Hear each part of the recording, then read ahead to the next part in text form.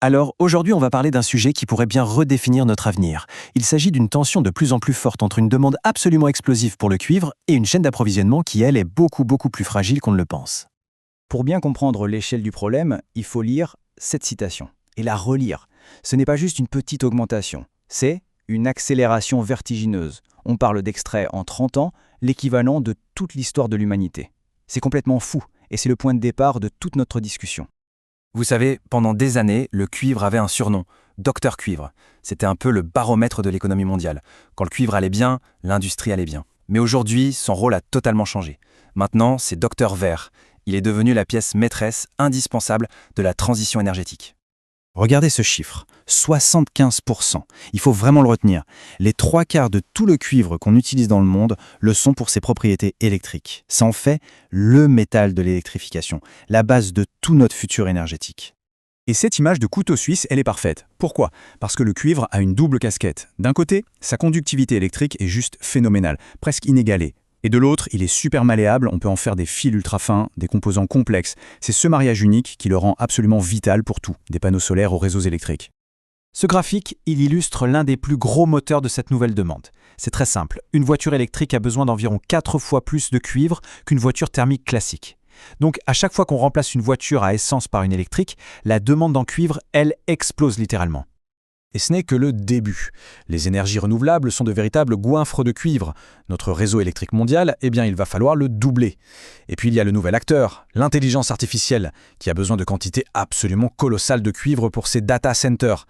Bref, la demande structurelle, elle arrive de partout en même temps. Bon, la question logique, c'est si la demande est si forte, pourquoi on ne creuse pas plus, tout simplement? Et c'est là qu'on touche au cœur du problème. La réalité de l'industrie minière est bien plus compliquée qu'on ne l'imagine. Ce chiffre, c'est peut-être le plus important à retenir. 17,6 ans. C'est le temps qu'il faut en moyenne entre le moment où on découvre un gisement de cuivre et le moment où la mine commence enfin à produire. On ne peut pas juste tourner un robinet pour avoir plus de cuivre. C'est un processus incroyablement long. Et si on décortique ces 17 ans? D'abord, il y a des années d'exploration. Ensuite, une fois qu'on a trouvé quelque chose, c'est la phase des études et surtout des permis. Ça peut durer une éternité à cause des normes environnementales. Puis vient la construction, un chantier gigantesque. Tout ce processus crée une inertie énorme qui empêche l'offre de s'ajuster rapidement. Et comme si ça ne suffisait pas, il y a un problème géologique. Les gisements les plus faciles d'accès, les plus riches, on les a déjà exploités. Résultat, la teneur en cuivre du minerai s'est effondrée. En clair, ça veut dire qu'il faut extraire et traiter beaucoup plus de roches pour obtenir la même quantité de métal. Et ça fait exploser les coûts et la consommation d'énergie. Et la liste des problèmes s'allonge. Le secteur minier a sous-investi dans la recherche de nouveaux gisements depuis 10 ans.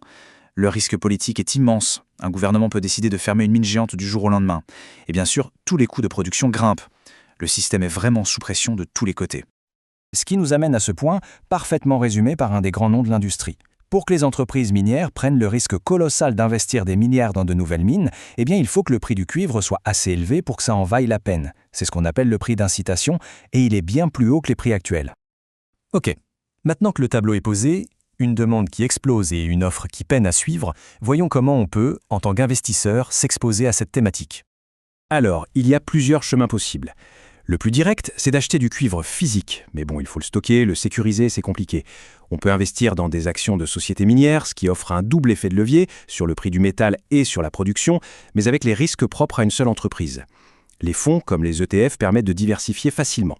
Et enfin, il y a les contrats à terme, un outil très puissant mais aussi très risqué, plutôt réservé aux experts.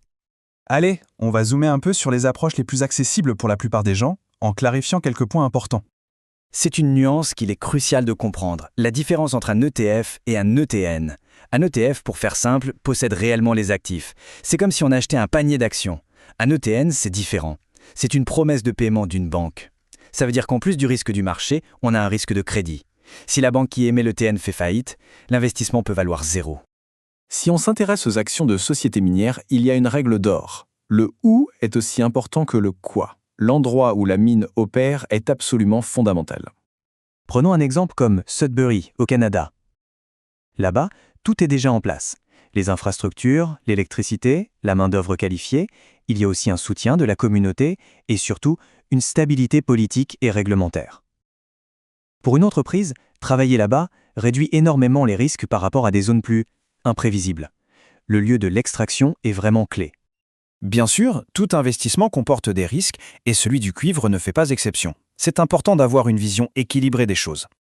Il faut être clair, les matières premières, c'est volatile. Les prix peuvent monter très haut, mais aussi chuter très vite. La géopolitique est un facteur énorme.